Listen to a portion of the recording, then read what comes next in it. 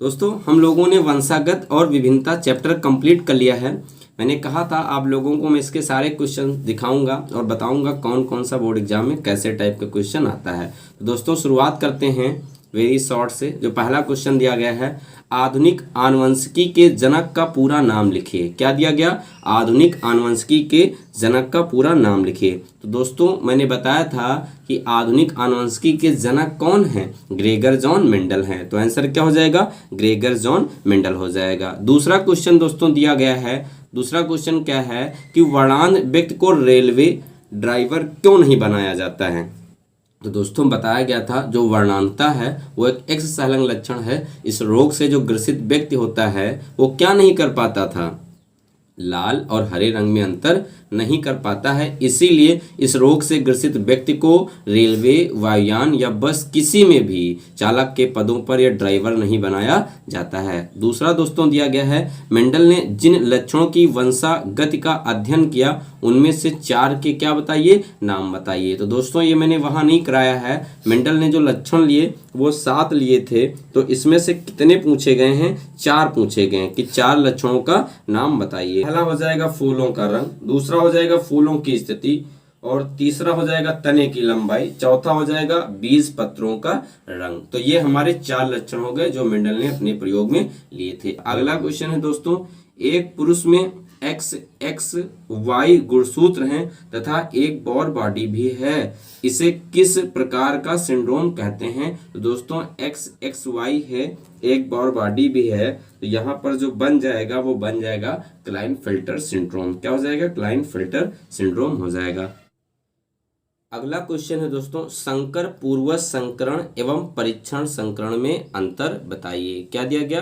संकर पूर्वज संकरण एवं परीक्षण संकर में अंतर बताइए। दोस्तों इसमें मैंने आपको बताया था F1 पीढ़ी में प्राप्त संतान का किसी भी जनक से चाहे प्रभावी से या अप्रभावी से क्रॉस करा दो तो वो कहलाता है बैक क्रॉस या संकर पूर्वज संकरण कहलाता है। और जब अगर प्रथम पीढ़ी में जो प्राप्त संतान है उसका केवल अप्रभावी जनक से क्रॉस कराया जाए तो वो हमारा कहलाता है क्या? वो कहलाता है टेस्ट क्रॉस या फिर परीक्षण संकरण कहलाता है। अगला क्वेश्चन दोस्तों दिया गया है, दैहिक गुणसूत्र एवं लैंगिक गुणसूत्र में अंतर बताइए। तो मैंने दोस्तों बताया था मनुष्य में 46 गुणसूत्र पाए जाते हैं। 22 जोड़ी गुणसूत्र स्त्री और पुरुष दोनों में समान होते थे, जिनको क्या बोलते थे? समजात कहते थे। और जो समजात गुणसूत्र होते हैं उन्हीं को दैहिक गुणसूत्र कहते हैं, जो मनुष्य के दैहिक लक्षणों का निर्धारण करते हैं। अब दूसरी तरफ लिखेंगे लैंगिक गुणसूत्र। तो मनुष्य में इनकी संख्या कितनी? 1 जोड़ी होती थी, और ये लिंग गुणसूत्र या लैंगिक गुणसूत्र कहलाते हैं, जो मनुष्य के लैंगिक लक्षणों का क्या करते हैं? निर्धारण करते हैं। इसी का दूसरा ब क्वेश्चन दिया गया है, मानव में बच्चे में लैंगिक गुणसूत्र यदि क्या हो? XY हो तो किस प्रकार की संतान होगी? तो दोस्तों XX अगर होता है तो होने वाली संतान क्या थी? लड़की होगी, और XY है तो होने वाली संतान क्या होगा? लड़का हो जाएगा। अगला क्वेश्चन है दोस्तों, अपूर्ण प्रभाविता एवं सह प्रभाविता में अंतर लिखिए। तो एक तरफ इसमें लिखा जाएगा अपूर्ण प्रभाविता, दूसरी तरफ लिखेंगे सह प्रभाविता। तो अपूर्ण प्रभाविता में क्या लिखेंगे कि जनक पीढ़ी में जब क्रॉस कराते हैं तो प्रथम पीढ़ी में जो संकर बनता है, हाइब्रिड बनता है, उनमें दोनों के बीच का मध्यवर्ती लक्षण दिखता है, यानी प्रभावी और अप्रभावी के बीच का मध्यवर्ती लक्षण दिखता है। जबकि जो हमारा सह प्रभाविता है, तो सह प्रभाविता में क्या होता है? सह प्रभाविता में जो संकर बनता है उसके दोनों एलील अपने अपने लक्षणों को अलग अलग व्यक्त करते हैं। अगला क्वेश्चन दोस्तों दिया गया है, आनुवंशिकता के गुणसूत्रीय सिद्धांत को किसने प्रतिपादित किया? क्या दिया गया? आनुवंशिकता के गुणसूत्रीय सिद्धांत को किसने प्रतिपादित किया? तो दोस्तों बोवेरी एवं जो सटन थे, इन्होंने आनुवंशिकता के गुणसूत्रीय सिद्धांत का क्या किया? प्रतिपादन किया। अगला क्वेश्चन है दोस्तों, लिंग संलग्न लक्षण को संक्षेप में समझाइए। 2009 में आया, तो बोला गया था मनुष्य के कुछ दैहिक लक्षणों के जिन लिंग गुणसूत्रों से संबंधित होते हैं, अर्थात विशेष लक्षणों का जो निर्धारण होता है वो लिंग गुणसूत्रों के द्वारा होता है। ऐसे लक्षण को लिंग सहलंग लक्षण एवं इनकी वंशागति को लिंग सहलंग लक्षणों की वंशागति कहते हैं, जो कितने प्रकार की थी? 3, एक्स वाई और एक्स वाई। मनुष्य में लिंग निर्धारण कैसे होता है? तो बताया गया था दोस्तों, मनुष्य में 46 गुणसूत्र पाए जाते हैं, जिनमें से 22 जोड़ी गुणसूत्र स्त्री और पुरुष दोनों में समान थे, जिन्हें समजात कहते थे। स्त्रियों में 23वां जोड़ा भी समान, पुरुषों में अलग होता है, उसे असमजात कहते हैं। युग्मक जनन के समय मात्र कोशिका से युग्मकों में केवल कितने गुणसूत्र आते थे? आधे। इस तरह स्त्रियों में सभी युग्मक एक्स प्रकार के, पुरुषों में XY प्रकार के होते थे। जब निषेचन के पश्चात जाइगोट बनता था, तो यदि बना हुआ जाइगोट कैसा? XX प्रकार का था तो संतान लड़की, या फिर XY प्रकार का होगा तो संतान कैसी हो जाएगी? लड़का हो जाएगा। अगला क्वेश्चन दोस्तों, उस रोग का नाम बताइए जिसमें रोगी का मूत्र वायु के संपर्क में आने पर क्या पड़ जाता है? काला पड़ जाता है। तो क्या बोला गया? उस रोग का नाम बताइए जिसमें रोगी का मूत्र वायु के संपर्क में आने पर काला पड़ जाता है। तो दोस्तों उस रोग का नाम है एल्कैप्टोन्यूरिया। क्या नाम है? एल्कैप्टोन्यूरिया। अगला है दोस्तों, मानव में गुणसूत्रीय व्यतिक्रम यानी क्रोमोसोमल कॉन्फ़िगरेशन से उत्पन्न होने वाले 2 रोगों का नाम लिखिए और उनके गुणसूत्र विन्यास का उल्लेख कीजिए। तो दोस्तों ये गुणसूत्रीय व्यतिक्रम जो है यानी गुणसूत्र की कमी या ज्यादा से होने वाले जो रोग थे, यानी कौन से सिंड्रोम, कौन कौन सा हो जाएगा? डाउन सिंड्रोम और पटाउ सिंड्रोम, और इसको हमने डिटेल में पहले पढ़ा है। अगला क्वेश्चन है दोस्तों, मेंडल ने अपने प्रयोग के लिए कितने लक्षणों का चुनाव किया? किन्हीं 2 लक्षणों के नाम बताइए। तो दोस्तों मेंडल ने कितने लक्षणों का चुनाव किया? 7 जोड़ी लक्षणों का चुनाव किया। अब इसमें 2 पूछा है, जैसे हमने ले पौधे की लंबाई का गुण, तो यानी लंबाई में क्या हो जाएगा दोस्तों? लंबेपन तथा बौनेपन वाले पौधे, या लंबे तथा बौने पौधे। दूसरा हो जाएगा पुष्पों का रंग, जैसे बैंगनी व सफेद रंग के पुष्प, ये हो जाएगा। अगला क्वेश्चन है दोस्तों, डाउन सिंड्रोम कायिक गुणसूत्रों के किस जोड़े में एक गुणसूत्र अधिक से होता है या एक गुणसूत्र के बढ़ाने से होता है? तो क्या बताया गया था कि 21वीं जोड़ी पर एक गुणसूत्र बढ़ जाता है, जिसकी वजह से डाउन सिंड्रोम हो जाता है। अब हम लोग दोस्तों पढ़ेंगे लघु उत्तरीय प्रश्न। इसमें देखिएगा जो दिया गया है, संतानों में लिंग निर्धारण के लिए माता पिता में से कौन उत्तरदायी है और क्यों? रेखा चित्र द्वारा लिंग निर्धारण की प्रक्रिया को समझाइए। तो दोस्तों हमने बताया था कि 22 जोड़ी गुणसूत्र स्त्री और पुरुष दोनों में समान होते हैं, समजात, इसलिए वो सिर्फ दैहिक लक्षणों का निर्धारण करते थे, जबकि लिंग या लैंगिक लक्षणों का निर्धारण एक जोड़ी था, वो भी स्त्रियों में तो समान है, पुरुषों में अलग था। इसलिए जो निर्धारित करेगा माता पिता में से वो कौन हो जाएगा? पिता हो जाएगा, क्योंकि उसी में वाई अलग पाया जाता है। चित्र भी मैंने आपको पहले बनाया है, तो चित्र हम लोग वहां से पढ़ लेंगे। मनुष्य के गुणसूत्र प्रारूप के बारे में बताइए, समजात एवं विसमजात गुणसूत्र क्या होते हैं? तो ये जो दूसरा दिया गया है, मनुष्य तथा ड्रोसोफिला के जीनोम की संख्या, ये सब हम नहीं लिखेंगे।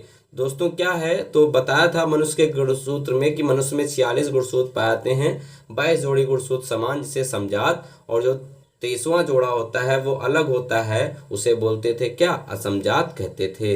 अगला क्वेश्चन है दोस्तों, उस रोग का नाम बताइए जिसमें रोगी के मूत्र वायु के संपर्क में आने पर काला पड़ जाता है। मैंने बताया है, क्या बताया था? एल्कैप्टोन्यूरिया। नेक्स्ट क्वेश्चन है, सम युग्मकी तथा विषम युग्मनजी जीन रूप में अंतर बताइए। जो संरचना में समान हो सम युग्मनजी, और जो असमान हो उसे बोलते हैं विषम युग्मनजी कहते हैं।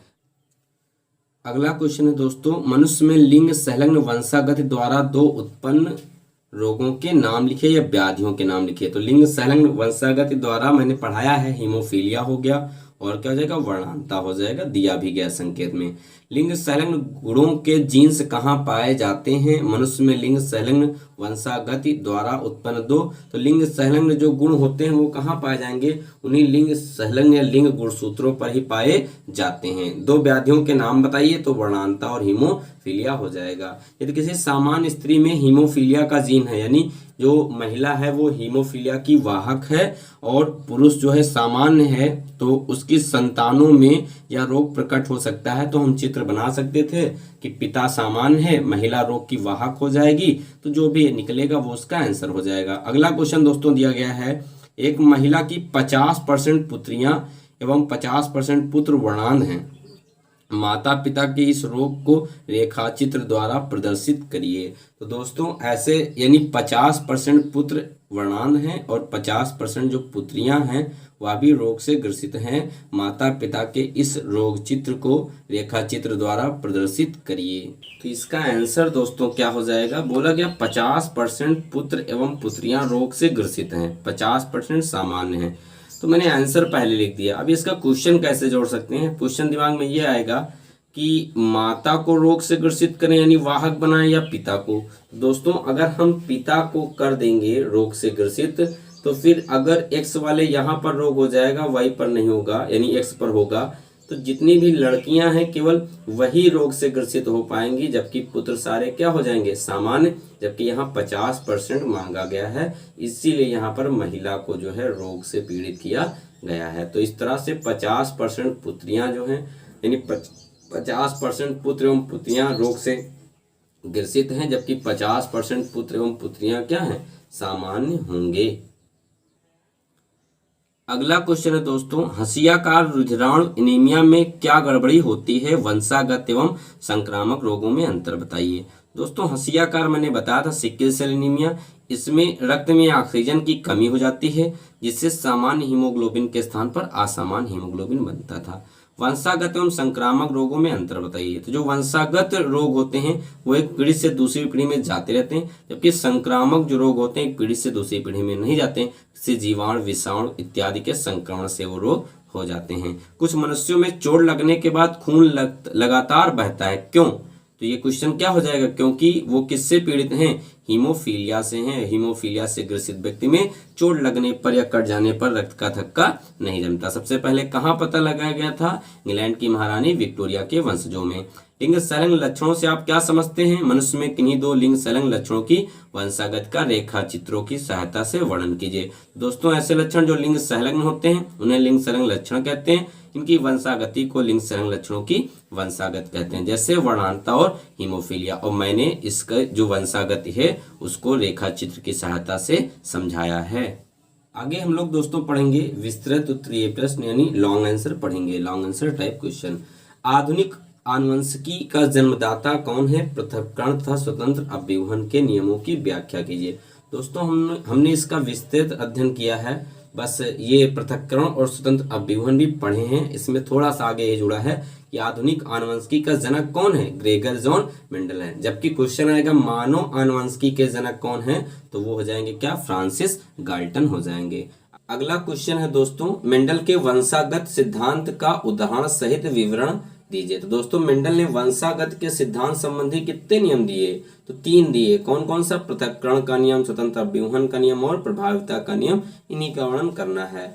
मेंडल ने किन आनुवंशिक लक्षणों की वंशागति का अध्ययन किया, तो मेंडल ने किन आनुवंशिक लक्षणों की वंशागति का अध्ययन किया, इनमें प्रबल एवं अप्रबल लक्षणों की व्याख्या कीजिए। तो मेंडल ने ऐसे लक्षण लिए वंशागति के जो एक दूसरे के क्या थे, अपोजिट थे, और इनमें प्रबल एवं अप्रबल लक्षणों की व्याख्या कीजिए, यानी प्रभावी लक्षण और अप्रभावी लक्षण डिटेल में बताना है। अगला क्वेश्चन दिया गया है, मेंडल के एक द्विगुण संकरण का सचित्र वर्णन करिए। यानी द्विगुण संकरण यानी द्वि संकरण मैंने पढ़ाया है, द्वि संकरण, तो द्वि संकरण की आपको व्याख्या करनी है। मेंडल के एक द्विगुण संकरण का सचित्र वर्णन कीजिए। अगला है, एक गुण संकरण पर आधारित चित्र मेंडल की परिकल्पनाओं के बारे में लिखिए, यानी एक संकर संकरण दोस्तों आपको बताना है। अगला है, आनुवंशिकी या आनुवंशिकता की परिभाषा लिखिए। ऐसे लक्षण जो एक पीढ़ी से दूसरी पीढ़ी में जाते हैं क्या कहलाते हैं, आनुवंशिक लक्षण कहलाते हैं। तो इस प्रक्रिया को आनुवंशिकता या आनुवंशिकी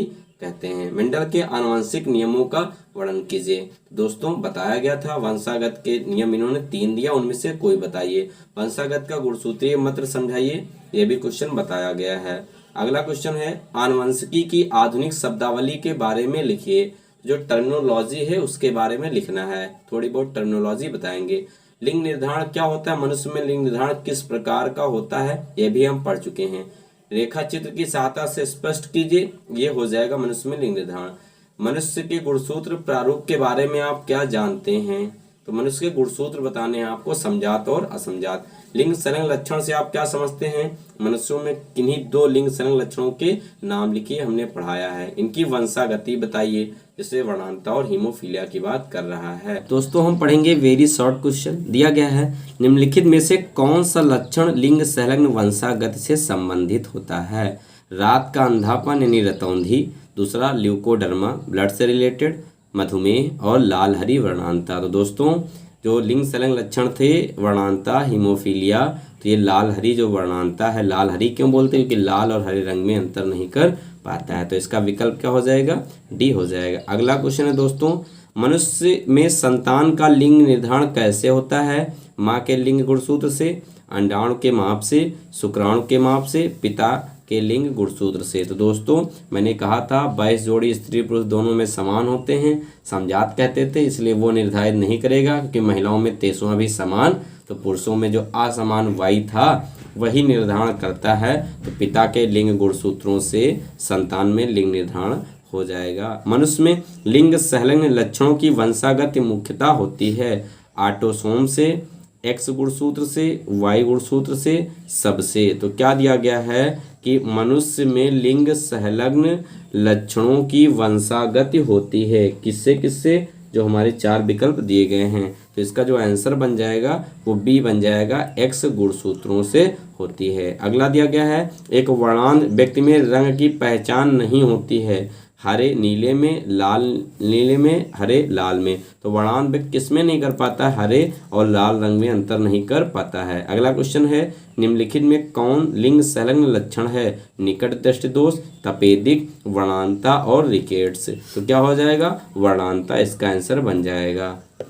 बार पिंड कहाँ पाए जाते हैं, क्या दिया गया, बार पिंड कहाँ पाए जाते हैं। शुक्राणु में, अंडाणु में, पुरुष की दैहिक कोशिकाओं में, स्त्री का दैहिक कोशिकाओं में। तो जो स्त्रियों की दैहिक कोशिकाएं होती हैं वहाँ पर बार पिंड पाए जाते हैं। अगला क्वेश्चन है, हीमोफीलिया में क्या होता है, लाल रुधिराणु चिपक जाते हैं, हीमोलिसिस हो जाता है, थक्का नहीं बनता है, श्वेत रुधिराणु अधिक हो जाते हैं। तो हीमोफीलिया में दोस्तों क्या बताएगा, रक्त का थक्का नहीं जमता है। मनुष्य में नर संतान के लिए गुणसूत्र होते हैं XO, XXY, XY और XX। तो नर संतान के लिए दोस्तों क्या हो जाएगा, XY हो जाएगा। मनुष्य में लड़का कब पैदा होगा, माँ का पोषण गर्भावस्था में अधिक पौष्टिक हो, पिता माँ से अधिक शक्तिशाली हो, बच्चों में XY गुणसूत्र हो, बच्चे में XX गुणसूत्र हो। तो लड़का होने के लिए दोस्तों क्या चाहिए, XY गुणसूत्र होना चाहिए। वर्णांता का जीन मनुष्य में किस क्रोमोसोम पर स्थित होता है, Y क्रोमोसोम पर,